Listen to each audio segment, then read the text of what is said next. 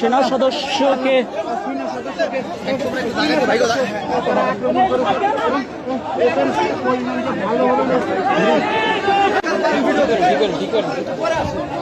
আপনারা দেখতে পাচ্ছেন যে একজন সেনা সদস্যকে পুরো আহত করে ফেলছে এবং তাকে নিয়ে আসা হয়েছে সচিবালয়ের ভিতরে এবং সচিবালয়ের বাইরে গিয়েছে।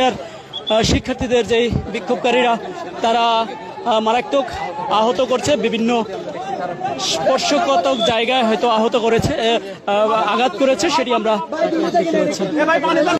বিশ্বের এই প্রথম দেখলাম যে একজন আর্মি মানে সেনাবাহিনীর উপরে হামলা করে। আসলে বাংলাদেশে কি হচ্ছে বা কি হতে পারে আমি নিজেও বুঝতেছি না। আশা করি আপনারা সবাই বুঝতেছেন। ভিডিওটি ভালো লাগলে বেশি বেশি শেয়ার করে সবার মাঝে ছড়িয়ে দেবেন। আসলে বর্তমান দেশের অবস্থা কেমন, কি পরিণতি